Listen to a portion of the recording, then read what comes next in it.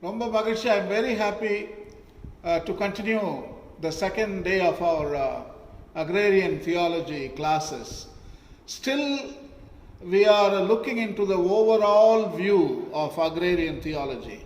So we didn't get to the first phase. In another 15-20 minutes, we will get into the first phase of our Agrarian Theology course. But still, we are in the overall view of Agrarian Theology. So now we are going to discuss about sabbatical rest to the land, worker, and the animals. You see, Bible is so particular about every parts of creation, the goodness of the every part of creation. So sabbatical rest means giving rest to the non-living parts of nature, technically known as abiotic parts of nature, that is soil, water, air, other parts of the non-living world, and also biotic parts also, the living parts also, like a worker and animals. They also need rest. So he is the God of creation. The living and the non-living, all of them children of God. So he takes care of them. He talks about them. He educates farmers about them. And he tells the farmers to give rest to the non-living parts like soil and water and air.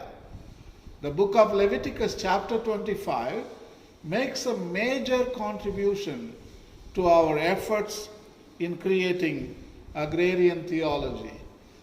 It is a well-established agricultural fact that resting the land every 7 years is best for the soil, and that much improved crops result from doing so.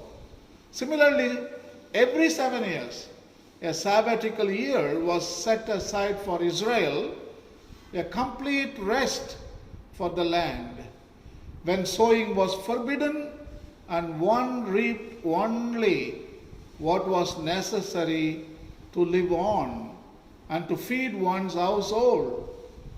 Finally, after 7 weeks of years, which is to say 49 years, the Jubilee was celebrated as a year of general forgiveness and liberty throughout the land for all its inhabitants. You please read Leviticus chapter 25 and you will understand, agree with me. The Old Testament God is not only God of Moses, God of Abraham, God of Isaac and Jacob, He is also God of soil, God of water, God of air. He is the God of creation. Next, relief to the poor, widow, foreigner. This is about the living parts of the natural world. When you reap the harvest of your land, you shall not reap your field to its very border, neither shall you gather the gleanings after the harvest, and you shall not strip your vineyard bare, neither shall you gather the fallen grapes of your vineyard. You shall leave them for the poor and for the sojourner. Same Leviticus chapter 19. Also Exodus, we find a reference of sabbatical rest. In chapter 23, there is to be a Sabbath rest every 7 years for the land. This was given to rest the soil and to remind the farmer that his dependence was on the Lord, not on his own initiative for prosperity. The American farmer George Washington Carver comments on this and similar passages. We take this very book here, go way back here, almost to the beginning of time, And we find way back in the time of the pharaohs, the farmers were obliged to rest their lands, and every 50 years was a jubilee year. This was picnic time for the soil.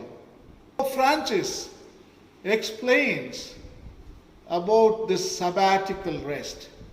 On Sunday, our participation in the Eucharist has special importance. Like the Jewish Sabbath, it's meant to be a day which heals our relationship with God, with ourselves, with others, and with the world. The law of weekly rest forbade work on the seventh day, so that your ox and your donkey may have rest, and the son of your maidservant and the stranger may be refreshed.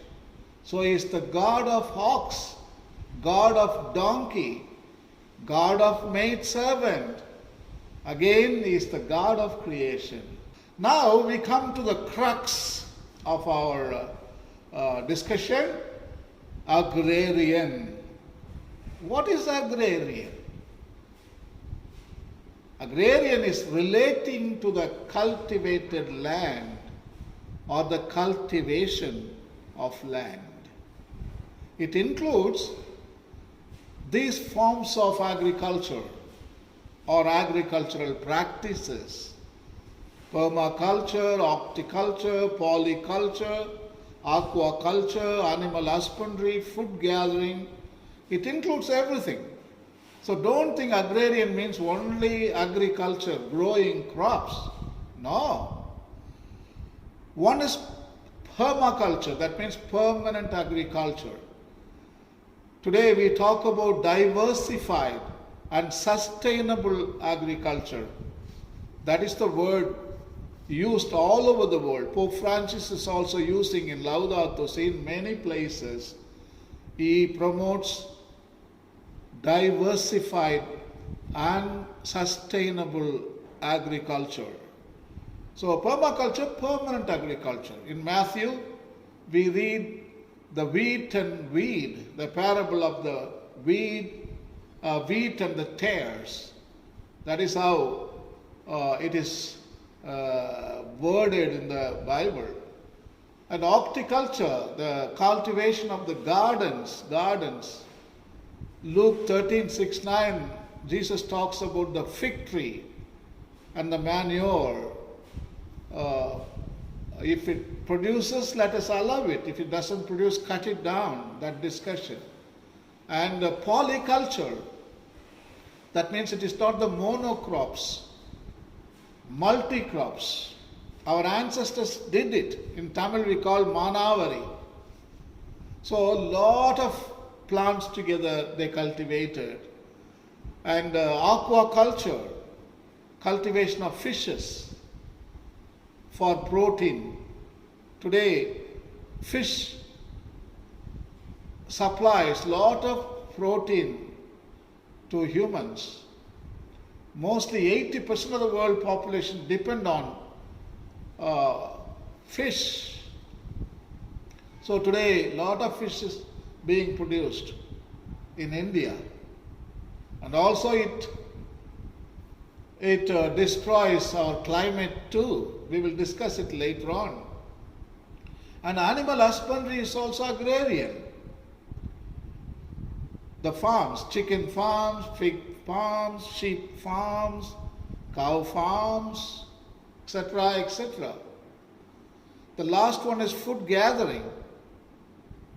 People live in the forest like tribals, indigenous people. They gather food. Even today their lifestyle is hunting and gathering. It did not change much. They remain hunters and gatherers, even today. So all these sections, they are included in agrarian. We call agrarian theology. So I would say 80 to 85% they are agrarian people. So we need to really provide some form of theology for them, because these people face a plethora of problems today. In a special way, they face hundreds of problems and they seek God's help. God, what would you say to us during these situations? Especially they come to the parish priest, to the priest. And the priest don't know anything, zero. Instead he talks about moral theology, canon law, Mariology, Christology, ecclesiology, all ologies he talks. He doesn't know how to answer or address this issue. This is the times he has to tell, hey, listen, this is what God is telling you. I mean, the parish priest really should display confidence. Our farmers should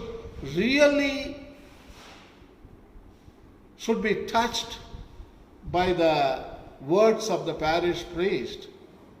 They should be encouraged. And when they go home, people should feel that God has told them, promised them, He will not destroy their crops anymore. He will send the rain. That kind of confidence you should give. Because God is telling that people believe that.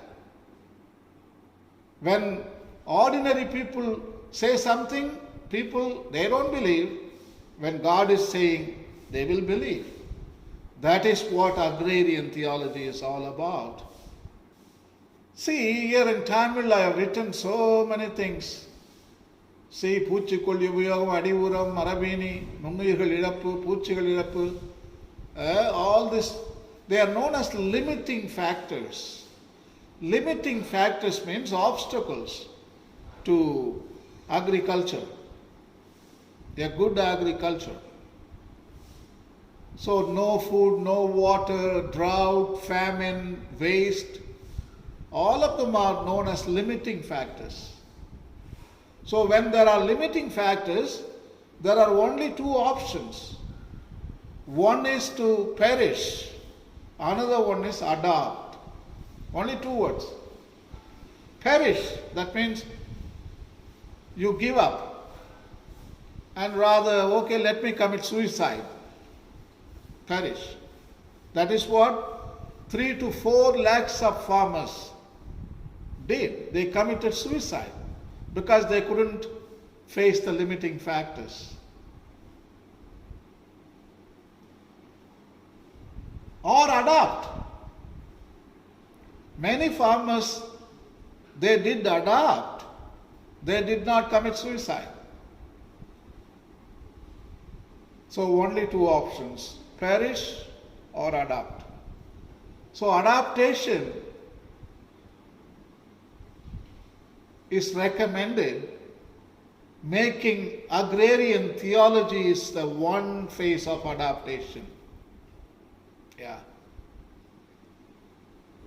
Formulating agrarian theology, teaching seminarians agrarian theology, and the parish priest goes with the resources on agrarian theology and is interacting his parish community who are made up of farmers, and he is helping them when they face limiting factors, and he is liberating them. That is agrarian theology. That is adaptation. So that is what we are doing. Adaptation. Laudato Si, paragraph number 8. See in the middle. No, let us read the whole paragraph. Then you will understand. For human beings to destroy the biological diversity of God's creation. I mean, this is what the farmers are doing. Don't think farmers are saints. They destroy Mother Nature more than anybody. Agricultural sector is responsible for the destruction of soil, water, air and life. Yes, it is in the second place after transportation. Transportation is the largest destroyer of the natural world. Second is agriculture.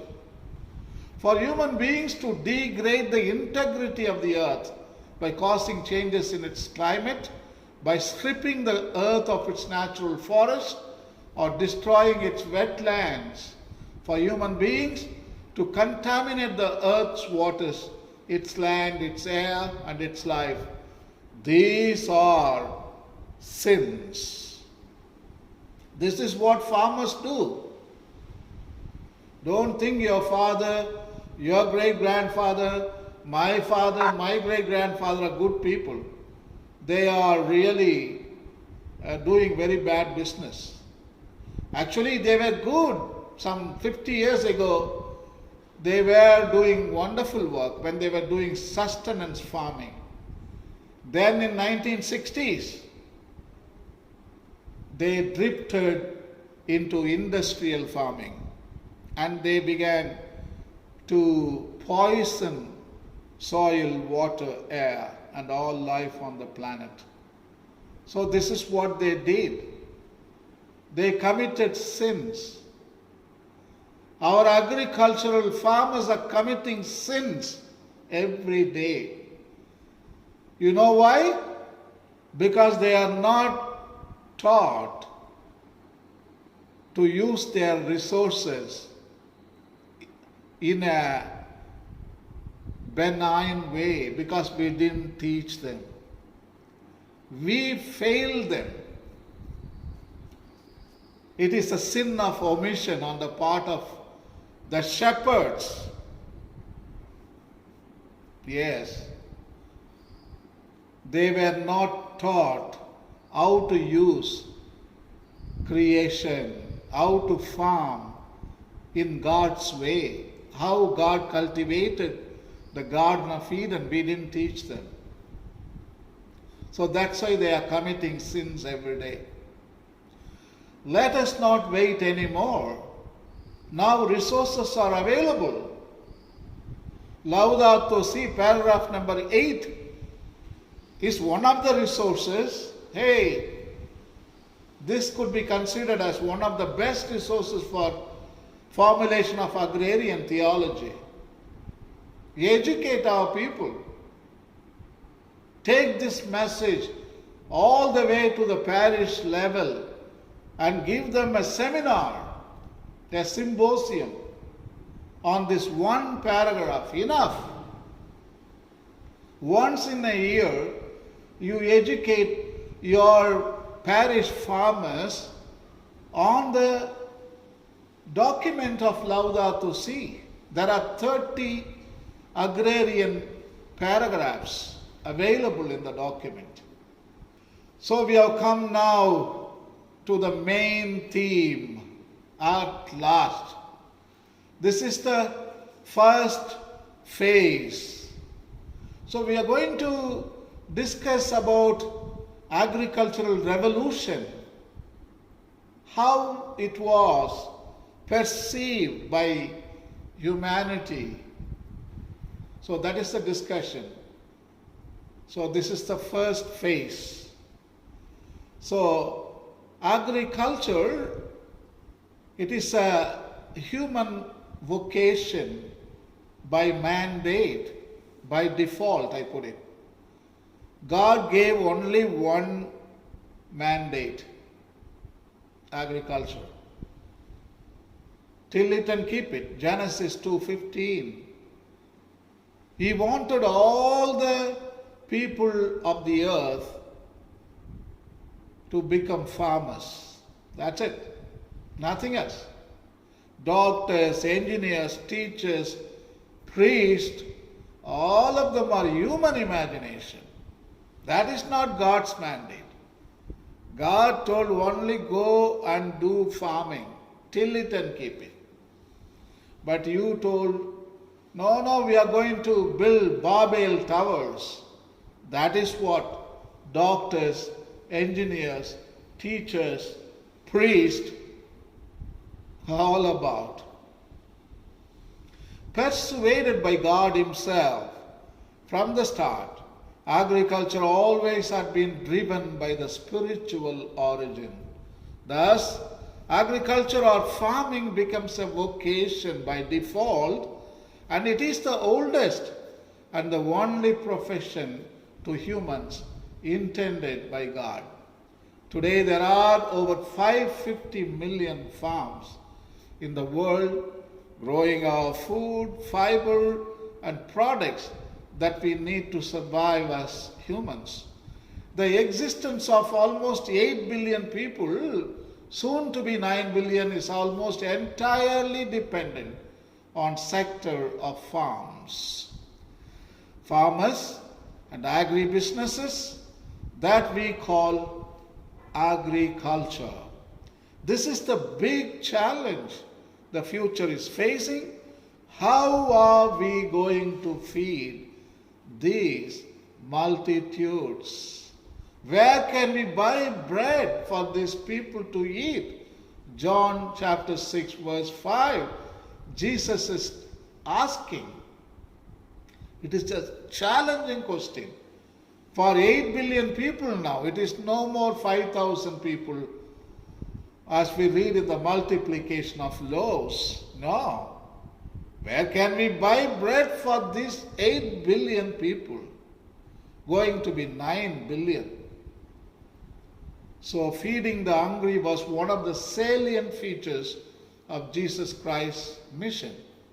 Therefore, we need to give enough attention to the future food security, because eating is one of the salient features of all the living organisms on earth. Many of the complex problems that exist in the agricultural sector are so overwhelming that technology and government policies have no power to solve them. In this context, I am intrigued to ask, could religious faith have played a pivotal role to stop some of the above mentioned problems? I firmly believe that religions could contribute some sustainable solutions on ecological issues such as agriculture, climate change, depletion of resources, waste management, extinction of species, and including the relationship between humans and the environment. My desire is to see Christian farmers around the world begin a journey of seeking to glorify God through their farms. I want to see the whole church rise up and take back agriculture for the kingdom of God by not only farming, but also by being willing to support godly farming. I believe this will result in the spread of the gospel of Christ and also in the most successful farms the world has ever known. This lesson also focuses on resource-poor farmers, because it is they who are among those suffering most from hunger, drought, famine, disease, and it is from them that increases in food output can and must come. The primary message of this agrarian theology lesson is that the transforming work of the gospel in the hearts of farmers should also transform our agricultural sector. I strongly believe that agrarian theology can yield in the right kind of agriculture that could contribute to poverty alleviation, food security, return to traditional farming, restoring dignity to farmer, cultivating soil with hope, liberation from despair, and economic growth and development. Here is a beautiful quote from Masanobu Fukuoka from his book, The One Straw Revolution. Please tell your librarian to buy this book in particular. It is recommended highly. Go for this book. Food and medicine are not two different things. They are the front and back of one body. Chemically grown vegetables may be eaten for food, but they cannot be used as medicine. This is a subsection 2b. George Washington Carver, he is asking God, tell me then, Creator, what the peanut was made for. Peanut and groundnut. We call kadalaka. Same. We have been encouraged by an American scientist, former George Washington Carver, and his testimony of how he over and over again went to the Creator and asked him to teach him what the peanut was for. In fact, Carver firmly believed in Jesus' words, I am the vine and my Father is the vine dresser. One of the most important things that George Washington Carver learned was to hear God speak to him and to teach him how to make products from the peanut. As a result, Carver was able to help the farmers of the South in ways that no other person has been able to single-handedly do. I mean, you can do or take lot of efforts. You can put fertilizers, you can put lot of work, you can use the best seeds, but at last it is God one who causes growth. Ultimately, God is the farmer and God teaches everything and He makes everything possible. 1 Corinthians chapter 3, St. Paul writes, I planted, Apollo watered, but God was causing the growth. So then neither the one who plants nor the one who waters is anything, but God who causes the growth. That is the basic of agrarian theology. Now he who plants and he who waters are one, but each will receive his own reward according to his own labor. Again, one more quote from Masanobu Fukuoka. Many people think that when we practice agriculture, nature is helping us in our efforts to grow food. This is an exclusively human-centered viewpoint. We should instead realize that we are receiving that which nature decides to give us. A farmer does not grow something in the sense that he or she creates it. That human is only a small part of the whole process by which nature expresses its being. The farmer has very little influence over that process other than being there and doing his or her small part.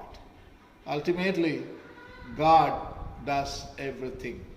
So we come to the third part, the subheading, shift from sustenance agriculture to business agriculture.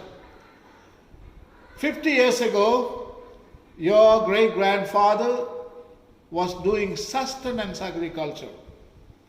My grandfather was doing the same. Then my father came in 1960s and he shifted to business agriculture. And your father also joined with my father. Yes. So sustenance agriculture was sustainable agriculture. Yes. But now business agriculture has become unsustainable agriculture. Agriculture is dominated today by those who deny God's existence or ownership of all creation, or by those who live as though God doesn't impact our lives or the way we farm. So many atrocities are perpetrated against the natural world, and the natural laws are violated in the agricultural sector. In Nehemiah, book of Nehemiah chapter 13, verse 15 puts it so beautifully. How people misbehaved. They did not respect God's laws. Some people did not even respect Sabbath, rest. They were keep on working. Not only working, they were also putting donkeys, cows to work, which is against the will of God. In those days, I saw in Judah some who were treading wine presses on the Sabbath and bringing in sacks of grain and loading them on donkeys, as well as wine grapes, figs, and all kinds of loads. And they brought them into Jerusalem on the Sabbath day. So I admonished them on the day they sold food. Nehemiah. Yeah, that is what we do. When we violate God's laws, when we violate natural laws prescribed in the natural world, this is what we would face: drought, famine, crop failure, etc., etc. Though human history dominated most of the time in accordance with the Creator's mandate, opted to do sustenance agriculture, but recently in pursuit of profit, humans opted to business agriculture. The so-called Green Revolution, which started in 1960s, has set a stage for this trend. With the Industrial Revolution in the 18th and 19th centuries, Green Revolution in 1960s, traditional systems came under pressure. Agriculture became more mechanized and more market-oriented to meet the demand for food from the new industrial towns. Since the 1960s, the amount of food produced through this type of agriculture has increased drastically, and currently there is enough food produced to feed every human on earth. Although industrialized agriculture has been successful in producing large quantities of food, the future of food production is in jeopardy due to problems that persist in this type of agriculture. Over the last 100 years, around 3/4 of the world's known plant species have been lost because of industrial farming. There were 30,000 varieties of rice, for example, grown in India at the start of the 20th century. Today, around 3/4 of India's rice crops comes from only 10 varieties. According to the Global Biodiversity Assessment of the United Nations Environment Program, 5 to 20% of plant species are threatened with extinction in the foreseeable future unless present trends are reversed. Masanobu Fukuoka, there is no time in modern agriculture for a farmer to write a poem or compose a song. We come to the D, the fourth subheading, which is titled Agriculture, the Most Endangered and Dangerous Profession. Agriculture is most endangered profession because nobody wants to do it, At the same time, dangerous profession which destroys the whole of creation. The whole of creation. One of the oldest professions of the world, agriculture, is under siege. Perhaps Prophet Isaiah's words can capture the gravity of the present condition that persists in the agricultural sector. I will lay it waste. It will not be pruned or hoed, but briars and thorns will come up. I will also charge the clouds to rain no rain on it. Isaiah chapter 5. So our land resembles like the land during the time of Isaiah, which was resembling like a desert. If we scan the planet immediately, we can see the effects of these profound words such as slash and burn agriculture, chemical inputs, soil erosion and desertification. Worldwide, around 3 million hectares of agricultural land are lost each year because the soil degrades and becomes unusable due to erosion. An additional 4 million hectares are lost each year when agricultural land is converted and used for highways, housing, factories, and other urban needs. Pope Francis, in the paragraph number 61, writes as follows: if we scan the regions of our planet, we immediately see that humanity has disappointed God's expectations. That is beautifully written. Today, farmers make up more than 65% of the workforce who depend directly on agriculture, and in India, 70% of the people directly linked to farming. Early humans colonized the Indian subcontinent, and 10,000 years ago, as the hunters and gatherers lifestyle yielded to settlement, agriculture, rise of villages and towns, humans found new ways to cultivate the land.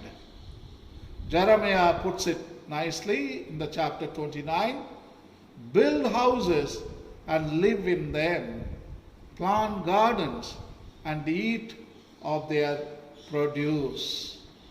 That is 10,000 years ago when people started to settle down and began to farm.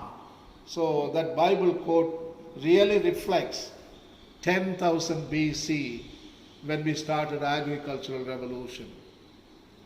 And also in India, many places we built beautiful civilizations. As a result, India flourished. And in the civilizations like Harappa, Mohenjo-daro, Lothal, and Dolaveira stand today as the symbols of human progress, agriculture, and ingenuity. Enriched by agricultural economy, these great cities perhaps have witnessed to the biblical assumptions of progress and development, but also failure and collapse.